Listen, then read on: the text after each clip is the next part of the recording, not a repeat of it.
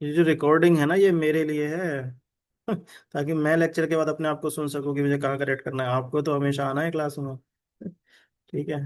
Okay. So the yes question yes. है ना। Okay, thank you. सो जो कॉमन प्रिंसिपल है वो नहीं है लोगों के पास, है ना।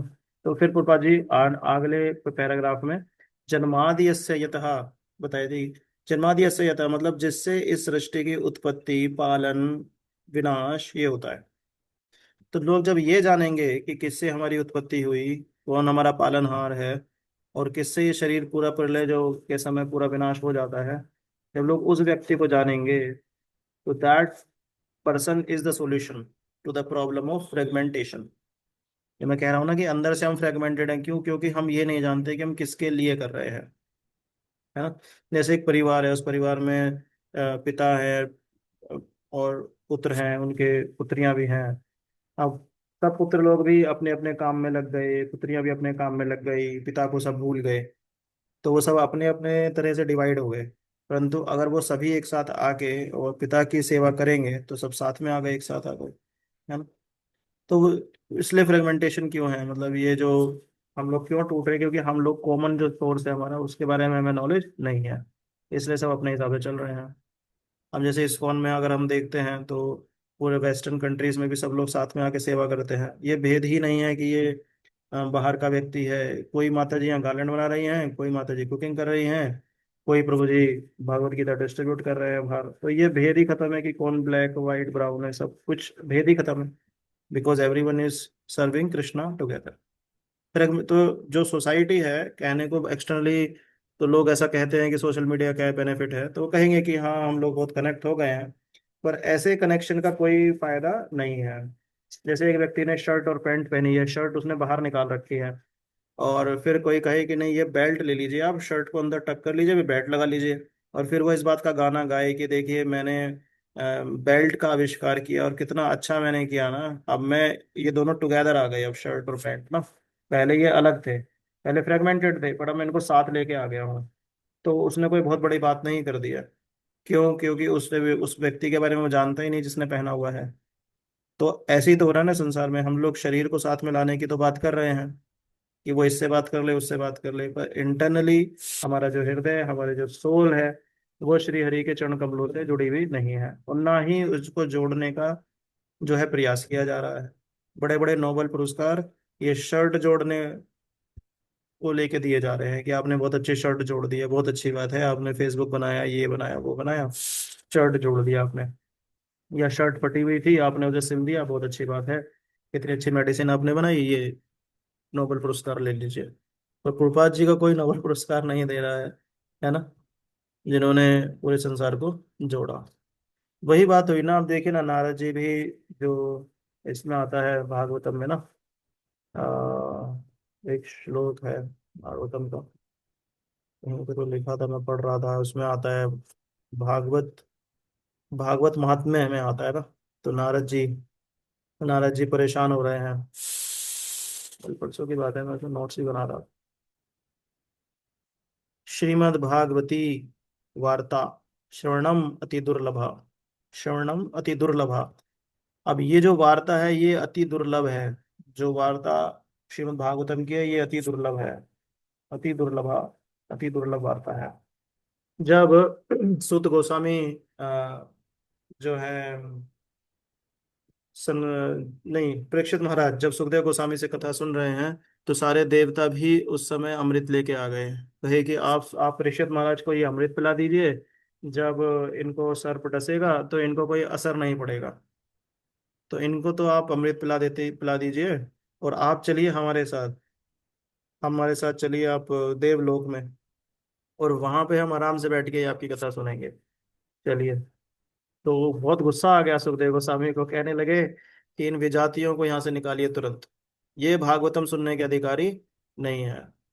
कहने लगे श्रीमद् भागवती वार्ता शरणम अति दुर्लभा।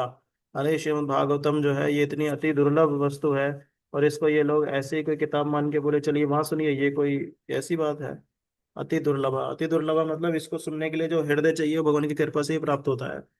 हर कोई इस कथा में बैठ भी नहीं सकता, आ भी नहीं सकता, और बैठने आने की तो सोचो, वो सोच भी नहीं सकता। ये जो विचार आता है ये भगवान की कृपा से आता है, श्रीमद् भागवतम बात का, है ना। तो यही बात आप देखिए, सनकादिक ऋषि जो है जब नारद जी को मिल रहे हैं, भागवतम महात्म्य में आ रहा है कि नारद जी को मिले और नारद जी को देखे कि बड़ी वो बहुत बहुत ऐसे एकदम परेशान स्थिति में है वो लोग ना, बहुत मतलब नारद जी बहुत डिस्टर्ब हैं। तो सनकादिक ऋषि नारद जी को देख के कहे कि अरे आप तो बहुत प्रसन्न रहने वाले हैं, नाम जप करते रहते हैं, सबको प्रचार में लगे, आप इतने परेशान कैसे दिख रहे हैं नारद जी, क्या हो गया आपको। तो कहने लगे अरे मैं क्या बताऊं आपको, मैं क्या बहुत दुखी हूं। मैं बोले क्या बात हो गई, आप बताइए हमको। सब सनकादिक ऋषि जो ब्रह्मा जी के पुत्र हैं चारों, सनत सनत सनंदन सनातन और सनत कुमार, ब्रह्मा जी के प्रथम पुत्र हैं। ब्रह्मा जी के 8 पुत्र ब्रह्मचारी बन गए थे, तो उसमें पहले चार चार सनत कुमार हुए, एक नारद जी हो गए, 5 और 3 हो रहे हैं। फिफ्थ कैंटो में आते हैं उनके 8 के नाम, भूल रहा हूँ मैं इस समय। 8 लोग ये ब्रह्मचारी बन गए थे। तो सनकादिक ऋषि कहने लगे कि आप परेशान क्यों हैं। नारद जी कहने लगे कि बारे में क्या बताऊं, मैं सतलोक में था मैं, और सतलोक से नीचे आया मैं, और नीचे पूरी धरती का, पूरे इस भूलोक का मैं भ्रमण किया, और फिर हिमालय से और नीचे उतर के फिर भारत वर्ष में आया। और फिर भारतवर्ष में भी मैं आया तो मैंने यहाँ पे बहुत सारी पवित्र जगहों पे मैं गया, जैसे पुष्कर, प्रयाग, काशी, गोदावरी, आ, हरिद्वार, कुरुक्षेत्र आदि, श्रीरंगम, सेतुबंध, सबका नाम आता तीर्थ, बोले सारे तीर्थ में मैं गया। और सब जगह मैंने एक ही चीज देखी। बोले क्या, बोले पाखंड देखा मैंने। बोले मैं सब तीर्थों में घूम के आया, परंतु सब जगह वही कलयुग का ऐसा प्रभाव है, हर जगह पाखंड व्याप्त है। मैं बहुत परेशान हो गया। फिर मैं अल्टीमेटली सोचा कि अब मैं भगवान श्री हरि के धाम वृंदावन ही जाऊंगा। तो बोले मैं वृंदावन गया, मेरे को थोड़ा सुकून मिला, पर मैं वहां देखा बड़ा विचित्र, मुझे एक बात देखी। वहां पे एक स्त्री जो थी, बिल्कुल तरुणावस्था की वो स्त्री थी, युवती, और वो क्राई कर रही थी, खूब रो रही थी। और उसके पास 2 वृद्ध व्यक्ति बैठे हुए थे, बहुत वृद्ध जर्जर स्थिति में थे, बहुत जर्जर स्थिति में थे वो थे। और ऐसा लग रहा था कि अब गए और तब गए। और वो क्राई कर रही थी, तरुण अवस्था की थी बिल्कुल युवती। मैं गया, मैं उसको, मुझे दया आ गई, वैष्णव भाव भी रहता है, कहने लगे मुझे बहुत दया आ गई। और मैं उसको, उसके पास गया, उसे प्रणाम किया, बोला देवी तुम क्यों इस तरह से क्रंदन कर रही हो, मुझे बताओ क्या हो गया तुमको, अगर मैं तुम्हारी कोई सेवा कर सका तो मैं अपने को धन्य मानूंगा। तो कहने लगी कि नारद जी आप मुझे पहचाने नहीं, मैं तो भक्ति हुई हूँ, मेरा नाम भक्ति है। कह रहे अरे देवी, आप क्यों कराए, आपको रोने की क्यों जरूरत पड़ गई, आप सदा आनंद में रहती हो और आप सब पे कृपा बांटती हो, आपको इतना रोने की क्या आवश्यकता आ गई। कहने लगी कि मैं क्या बताऊं, मैं सब जगह गई, उधर साउथ पे मेरा जन्म हुआ, उधर से होते होते मैं महाराष्ट्र गई, महाराष्ट्र से फिर मैं गुजरात आई, और गुजरात में मुझे बुढ़ापा ग्रास कर गया। वो जो तरुण स्त्री, वो जो बोल रही थी, युवती, कई मुझे गुजरात में आते थे, बुढ़ापा आ गया, परेशान हुई। मेरे जो 2 पुत्र हैं इनको भी बुढ़ापा आ गया था उस समय। बोले ये तुम्हारे पुत्र हैं, बोले ये मेरे पुत्र हैं, इनका एक का नाम ज्ञान है और एक का वैराग्य है।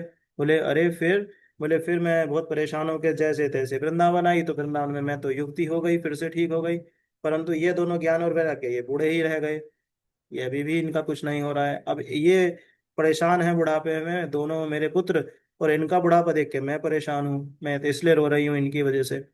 तो नारद जी बोले कि अरे बताइए। नारद जी कहे कि देवी आप परेशान ना हो, और आपको, आपकी मैं फिर से कलयुग में स्थापना करूंगा, और आपके जो ज्ञान और वैराग्य है ये फिर से युवक होंगे, इस बात का मैं आपको वचन देता हूँ। और मैं फिर से प्रयास में, मैं इस बात का पूरा प्रयास करूंगा, आप बिल्कुल परेशान ना हो। और इस प्रॉमिस को करके नारद जी वहां से निकल गए। खूब व्रत आदि कर रहे हैं, खूब पुराण आदि वेद आदि सब पढ़ा उन्होंने खूब, परंतु कुछ फर्क नहीं हुआ, ज्ञान वैराग्य पे कुछ फर्क नहीं हुआ। तो और परेशान हो गए। फिर आकाशवाणी हुई, कहे कि आकाशवाणी बोले कि नारद किन चक्करों में तुम पड़े हो, भैया सत्कर्म करो। नारद जी बोले अरे सत्कर्म, अब वेद में पढ़ लिया, पुराण पढ़ लिया, दुनिया भर के व्रत उपवास में कर लिया, अब भी कुछ सत्कर्म रह गया करने को, और मैं क्या कर सकता हूँ। बोले सत्कर्म करो। बोले मुझे क्या बता, आप मुझे बताइए कौन सत्कर्म है। बोले आप पता करिए, बड़े बड़े जो ऋषि मुनि महात्मा है वो आपको बताएंगे, संत जनों से जाके पूछो। फिर कहाँ मिलेगा ऐसा कोई बड़ा महापुरुष। बोले पहले भी महापुरुषों ने पुराने कालों में भगवान श्री हरि के चरण कमलों को प्राप्त किया है, कृष्ण के प्रति प्रेम उत्पन्न करके और भगवान के परम पद को प्राप्त किया है। और ढूंढो, जहां मिल जाए तुम ढूंढते रहो, कहीं ना कहीं मिलेंगे। तो बोले मैं उन्हीं को ढूंढता फिर रहा हूँ। तब सनकादिक ऋषि मुस्कुराए और बोले कि नारद, तुम्ही ने तो एक समय वेद व्यास जी को डांटा था, और अब तुम ही पूछ रहे हो कि कहाँ, कि कैसे भक्ति देवी स्थापना होगी, कैसे वो ज्ञान वैराग्य वापस युवा होंगे। तो कहने लगे कि मैंने क्या किया। बोले आपने अपने शिष्य जो वेद व्यास थे उनको डांटा था ना, कि तुमने दुनिया भर के लिटरेचर लिख दिया है, भगवान के बारे में तुमने नहीं लिखा, और फिर कह रहे हो कि मेरा मन संतुष्ट नहीं हुआ। बोले हाँ मैंने किया तो था। बोले फिर, अरे भागवत महापुराण की चर्चा करो। भागवत महापुराण की चर्चा करोगे तो पदार्थ संस्थिता भूमो बीज हीनास्तुषा यथा विप्र भागवती वार्ता गेहे गेहे जने जने। बोले जन जन में जाके जब तुम इसके बारे में बताओगे तो लोग प्योरीफाई हो जाएंगे, वो मटेरियल जो उनका, उनके अंदर जो अटैचमेंट है, जो ज्ञान चला गया, उनका जो वैराग्य चला गया इस संसार से, वो फिर से जागृत होगा, ज्ञान वैराग्य फिर से पुरुष हो जाएंगे। अरे ऐसी बात है, तो भूल ही गया था। बोले नहीं, अभी जाओ, निगम कल्प तरो गलितम फलम, फेमस श्लोक है ना ये तो, कि जैसे, बोले जैसे एक एक बोले जैसे एक पेड़ के अंदर रस है, और उस रस का आस्वादन कब तक नहीं कर सकते, जब तक वो रस अपने अंदर से फल उत्पन्न ना करे। वो फल कहाँ से आया, पेड़ से ही आया, वो पेड़ में वो रस था, पर वो रस पेड़ ने फल के माध्यम से दिया। तो जब फल खाया तो वो रस हम ले सकते हैं। वो रस कहाँ का है, बोले पेड़ का ही है, और वो फल के रूप में चाहिए। ऐसे ही तुमने जो वेद पुराण आदि ये सब पढ़े हैं, ये सब पेड़ की तरह हैं, इनमें वो फल है, पर बिना भागवतम के तुम उस फल का आस्वादन नहीं कर सकते। भागवतम वो एक ऐसा फल है, ना उसमें गुठली है ना छिलका है। उस भागवतम नाम के जब उस फल को तुम खाओगे और खिलाओगे, उससे ज्ञान और वैराग्य फिर से जीवित हो जाएंगे, फिर से युवा हो जाएंगे, और यही भक्ति देवी जो है वही सबके हृदय में फिर से स्थापित हो जाएगी। नारद जी को बड़ा प्रसन्नता हुई, नारद जी को धन्यवाद दिया, और वो कहे कि अब आप ही भागवतम सुनाइए। सनकादिक ऋषियों को बोले कि अब आप ही भागवतम हमको सुनाइए, क्योंकि हम तो मोहित हो चुके हैं, ह्यूमिलिटी में बोले। और अब भागवतम बोले कहाँ सुनाए, चलिए जगह स्थित कीजिए। तो जगह स्थित कहाँ हुई, हरिद्वार। वो महान वैष्णव है नारद जी, बोले कि अब आप नीचे उतर के आइए, और हरिद्वार में एक कथा सुनाएंगे, कथा सुनाइए आप, जिससे सब लोग सुनेंगे तो सबका उद्धार होगा। फिर वहां कथा सुनाई, भक्ति देवी भी खुद वहां पर आई, और भक्ति देवी फिर अपना स्थान मांगी कि मैं कहाँ पे बैठूं, मुझे बताइए, मैं भी कथा सुनूंगी। तो कहने लगे कि आप, आपका स्थान तो पहले से निश्चित है, आप क्यों पूछ रही हैं कि कहाँ बैठूं। आपका स्थान तो भगवान हरि के जो शिष्य, जो भक्त हैं, उनके हृदय में पहले ही स्थित है। तो आप उन्हीं के हृदय में बैठ के कथा सुनिए, है ना। तो मैं ये पास टाइम बना जन्माद्य से ये था। तो क्योंकि इस संसार में भागवतम का प्रचार नहीं हो रहा है, लोगों को भगवान के बारे में पता नहीं है। तो जब ये पता चलता है लोगों को कि कृष्ण सुप्रीम है, उनसे ही उत्पत्ति हुई है, वही पालनहार है, उनसे विनाश होता है, तो लोग फिर उस मेन सोर्स को सेवा करने में लग जाते हैं।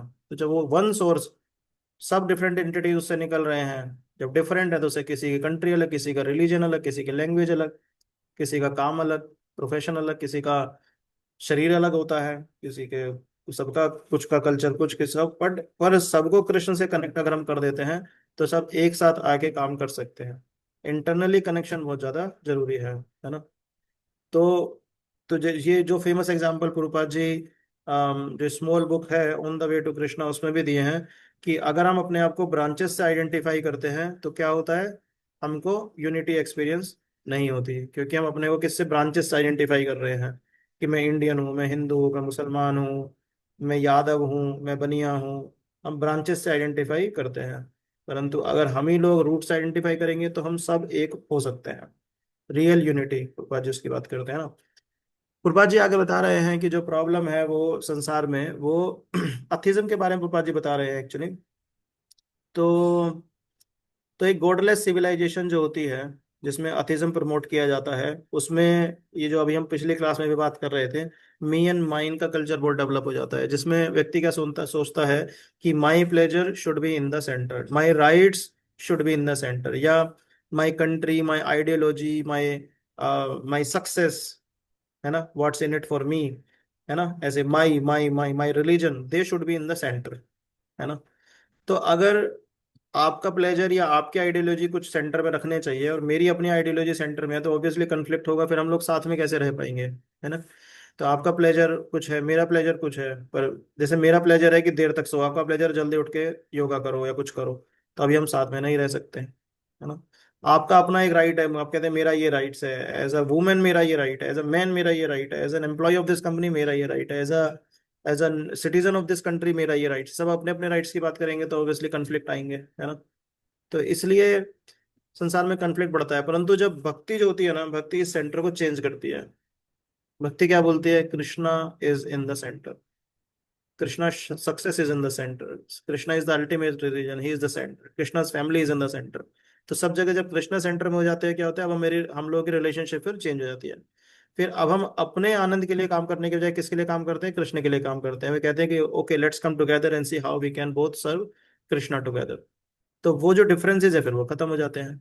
जैसे एक वेस्टर्न व्यक्ति साम आता है और फिर वो एक इंडियन व्यक्ति सामने आता है, अब उनका कन्फ्लिक्ट है। जैसे जो वेस्टर्न व्यक्ति है वो कहेगा कि भाई मैं तो सिटिंग टॉयलेट चाहिए, पर इंडियन क्या कह रहा है? नहीं, स्टैंडिंग टॉयलेट चाहिए। इंडियन कह रहा है मुझे सिटिंग चाहिए। वो दोनों साथ में आना उनके लिए बड़ा मुश्किल हो जाएगा, है ना। पर मान लीजिए कि दोनों साथ में आते हैं और कृष्ण के लिए टेम्पल बना रहे हैं, तो दोनों एडजस्ट करने को तैयार हो जाते हैं। शायद वेस्टर्न भी कहेगा कि कोई बात नहीं, मैं कैसे मैनेज करूँ जैसे प्रभुपाद जी के वेस्टर्न डिवोटी तो आए थे स्टार्टिंग में, आप देखो जुहू टेम्पल में, तो वो बताते हैं कि इतने इतने मोटे मोटे मच्छर थे वहां पे। टेंट में राधा कृष्ण को उन्होंने रखा हुआ था, टेम्पल कंस्ट्रक्शन जब चल रहा था, तो राधा कृष्ण उन्होंने टेंट में रखे, तो इतने मोटे मोटे मच्छर काटते थे। उन लोगों को तो मच्छर का आइडिया ही नहीं होगा, सोचो ऐसे कल्चर से आए हैं, और यहाँ पे आके उनको जमीन पे सोना है, मच्छर काट रहे हैं। और इंडिया, इंडिया जैसी कंट्री है जिसमें चीजें उतनी ज्यादा स्ट्रीमलाइन नहीं है जैसे वेस्टर्न कंट्रीज में है, फिर भी ये लोग आए, और यहाँ के लोग जो भक्त थे उनके साथ सबने मिलके और टेम्पल कंस्ट्रक्शन हुआ, और फिर तो आ ही जा रहे हैं, रह रहे हैं, गुरु की पोजीशन पे पहुंच गए हैं। तो भक्ति क्या करती है? It changes the centre, Krishna becomes the centre, then this tendency of me and mind goes away, है ना। तो जो रियल यूनिटी है वर्ड में कैसे आ सकती है? कृष्ण को सेंटर में रख के आ सकती है, क्योंकि क्वेश्चन चेंज हो जाता है ना। फिर हम ये नहीं कहते कि जैसे अभी होटल में जाते हैं तो हम ये कह सकते हैं कि मेरा रूम कहाँ है, अरे इस रूम में ये सुविधा नहीं है, वो नहीं है। पर अगर सभी देखो, हम लोग भक्त लोग जब बेस में रहते थे तो ऐसा कहाँ देखते थे, कोई कहीं भी सो जाता था, क्योंकि सबको ये होता था नहीं नहीं, उस भक्त को कोई कष्ट नहीं होना चाहिए। सबको होता था नहीं, सुबह मंगल आरती में उठना है, कृष्ण के पास हमें जाना है, तो कृष्ण सेंटर में रहते थे। आज हम जाएंगे घूमने फिरने, बहुत प्लानिंग करते हैं, वरना भक्त लोग क्या करते हैं, बुक्स ली डिस्ट्रीब्यूशन के लिए तुरंत निकल जाते हैं, कुछ सोचना ही नहीं है। When Krishna is the centre, then all the material thoughts go away. फिर प्रभुपाद जी आगे बता रहे हैं कि भागवतम जो है वो स्कूल कॉलेजेस में भी हमें इंट्रोड्यूस करनी चाहिए। फिर प्रभुपाद जी वो एग्जाम्पल दे रहे हैं प्रहलाद महाराज का। प्रहलाद महाराज कैसे बचपन में बताया करते थे कि अपने चाइल्डहुड फ्रेंड्स को कि 5 ईयर से ही बच्चे को भक्ति की प्रैक्टिस करनी शुरू कर देनी चाहिए, है ना। जैसे आजकल बच्चे क्या करते हैं, मैथमेटिक्स सीख रहे हैं, कोडिंग, लैंग्वेज, स्पोर्ट्स, म्यूजिक, क्या क्या तो वो नहीं सीख रहे हैं, है ना। पर क्या उनको ये अल्टीमेट हैप्पीनेस दे पा रहा है? क्योंकि हम उनको ये बता ही नहीं रहे हैं कि तुम कौन हो, लाइफ में तुम्हारा पर्पस क्या है ना, बॉडी और आत्मा में क्या फर्क है। ये पिछली क्लास में भी तो डिस्कस कर रहे थे कि हम लोग कपड़ों के बारे में तो इतनी चर्चा करें, एक मान लो कि व्यक्ति डूब रहा है, जैसे संसार धावानल है, संसार, एक व्यक्ति डूब रहा है सागर में, और उसके कपड़ों को बचाने के बारे में तो पूरा हम उसको एजुकेट कर दिए। अब जब वो डूबने जा रहा है, तो उसे शरीर के बारे में पता नहीं, शरीर को मैं कैसे बचाऊं, उसको इतना पता है कपड़ों को कैसे बचाना है। तो उसने जो टेक्निक सीखी थी कपड़ों को बचाने की, उससे वो कपड़े बचा पा रहा है, गीले नहीं हो रहे हैं वो। पर उसने शरीर को बचाने के बारे में तो सीखा ही नहीं। तो लो भैया, कपड़े भी गए और शरीर भी गया। करेक्ट ना? समझ रहे ना? एक व्यक्ति जो डूब रहा है, उसको डूबने से पहले, क्योंकि उसे डूबना निश्चित था, तो हमने कहा देखो भैया तुम डूबोगे, एक काम करो, उससे पहले तुम कपड़े बचाना सीख लो। हमने उसे कपड़े बचाना सिखा दिया। और वो खुद को कैसे बचाए, वो तो सिखाया ही नहीं। तो जब वो डूबा तो लेके वो कपड़ों को भी डूब गया। तो आज एजुकेशन सिस्टम क्या कर रहा है ना, आज एजुकेशन सिस्टम के माध्यम से हम व्यक्ति को कपड़े बचाना तो सिखा रहे हैं, या नए नए कपड़े कैसे पहनने हैं वो सिखा रहे हैं। एजुकेशन सिस्टम क्या करती है? घर कैसे बनाना है, धन कैसे कमाना है, अच्छी पत्नी है, परिवार कैसे देखना है, ये सब उसको। और जब व्यक्ति मरा, तो ये सब जो उसने अर्न किया था, सीखा था, उसको लेके वो डूब गया, मर गया।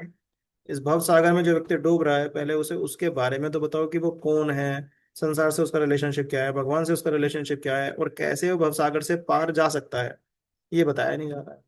नए कपड़े कैसे खरीदने हैं, अपने कपड़ों को कैसे बचाना है, कैसे ज्यादा से ज्यादा कपड़े इकट्ठे करो, बस ये बताया जाता है। तो इसलिए एजुकेशन सिस्टम में जो कोर मेन बात है उसको, जबकि ये बात सब मानते हैं, तो कहते भी हैं श्योर एज डेथ, जो डेथ की जो रियलिटी है उसको सब लोग एक्सेप्ट कर रहे हैं, पर इस रियलिटी को एक्सेप्ट नहीं कर रहे हैं कि भैया डेथ जो है वो आत्मा की नहीं होती है, शरीर की होती है, और तुम शरीर के ऊपर इतना फोकस करवा रहे हो। समझ रहे क्या? ये हम लोगों के लिए भी लर्निंग है कि हम लोग शरीर के पीछे क्यों इतना भाग रहे हैं, है ना? आत्मा के उद्धार करना चाहिए हम लोगों को। तो इसलिए अब क्योंकि शरीर के पीछे ज्यादा भाग रहे हैं, इसलिए एंगर, एनवी और सब फियर आते हैं। ठीक है। इसलिए Bhagavatam becomes very relevant in the modern world, क्योंकि Bhagavatam gives us that education, वो जो एजुकेशन है आत्मा की, भगवान की, संसार की, वो हमें इससे मिलती है। ये एक रिलीजियस टेक्स्ट नहीं है, इसको सिर्फ ऐसे नहीं कह सकते कि एक धार्मिक बुक है बस, इसे धर्म के हिसाब से ऐसे पढ़ो, नहीं, ये धार्मिक बुक नहीं है actually. It's a core philosophical principle जो हर ह्यूमन बींग्स को कम से कम पढ़ना ही चाहिए, क्योंकि जानवर नहीं पढ़ सकते इसलिए मैं वो नहीं बोल रहा हूँ। Every human beings should read Shrimad Bhagavatam, because it will tell a person that you are actually gonna die. Education system is gonna tell the person that you will live forever, है ना? आज के सिस्टम क्या कर रही है? It's telling a person that live like you are gonna live forever, but Bhagavatam tells the person that boss you may die any time, like Shrimant, like Parikshit Maharaj, okay? So just sit down, relax and hear Shrimad Bhagavatam and make your life perfect. That is Shrimad Bhagavatam. और क्योंकि डूबते हुए व्यक्ति के लिए वो क्या है, सबसे ज्यादा जरूरी ये हो जाता है। ठीक है। यस। एक चैट पे किसने क्या लिया? यस प्रभु जी, क्या कोई प्रश्न है क्या? Time limit? अच्छा हाँ, 1 मिनट बचा है, ओके। ठीक है, तो हरे 1 मिनट। कृष्ण हाँ माता जी। प्रभु जी, जो आपने बताया कि भक्ति हाँ देवी और ज्ञान वैराग्य जो वृंदावन में थे और नारद हाँ मुनि जब आए, कि भक्ति देवी हाँ अपने बारे में जब बता रही हैं तो वो नहीं जी। सुन पाई थी मैं। भक्ति देवी कहाँ से चली थी और कहाँ वो बुजुर्ग हुई जब फिर वो मतलब ठीक नहीं आई थी? ऐसा है कि भक्ति देवी का उदय हुआ है साउथ में। साउथ में जो आचार्य गण है, जैसे यमुनाचार्य है, उससे पहले जी शुक्राचार्य शायद, तो उधर से भक्ति देवी का पहले जन्म हुआ था ना, हजारों हजारों साल पहले, कलयुग में ही। जी तो जी उसके बाद वहां से चली थी, फिर महाराष्ट्र में जो आचार्य हुए उन्होंने फिर इसका प्रचार किया, फिर गुजरात में, जी पर आते आते प्रचार बहुत कम हो गया था, तो भक्ति देवी कह रही है कि मैं बहुत बूढ़ी हो गई, फिर फाइनली मैं वृंदावन में आई। तो मैं वृंदावन में तो जी भक्ति आज भी है ही ना, वहां पे तो ऐसे जी प्रचार की जी जरूरत नहीं है, सभी भक्त हैं वहां पे तो कह रही है कि जी मैं यहाँ पे आके जवान हो गई, पर ज्ञान वैराग्य यहाँ भी बूढ़े हो गए, जैसे वृंदावन में भी बूढ़े जाएंगे हो तो गए। ज्ञान और वैराग्य इतना नहीं है वहां पे। समझ रहे हैं ना क्या कहना चाह रहा हूँ? जी जी प्रभु। वो नारद मुनि जो है स्थापित किया अब उस। वो वाली बात है प्रभु जी की, जब भक्ति में तो सब लग जाते हैं लेकिन उन्हें ये नहीं पता हाँ, रहती ज्ञान वैराग्य कि नहीं है। ज्ञान क्या चीज है, ज्ञान क्या है और वैराग्य क्या चीज है। करेक्ट करेक्ट ये करेक्ट। चीज। मतलब क्योंकि आसान है ना, जाके कहीं भी डांस कर लेना, प्रसाद पा लेना, तो वो भक्ति सब कर रहे हैं एक तरह से देखा जाए, पर ज्ञान वैराग्य जो है वो एजुकेशन सिस्टम के माध्यम से जो आता है वो नहीं आता, जो जो ये फाउंडेशन है, ये आना चाहिए। और जो रियल भक्ति करेगा उसमें ऑटोमेटिक आ भी जाएगा वैसे, पर वो रियल जी भक्ति नहीं हो रही, सूडो हो रही है। प्रभु जी, वो जो दिखावे के लिए भी भक्ति करते हैं लेकिन वो किसी दूसरे को तो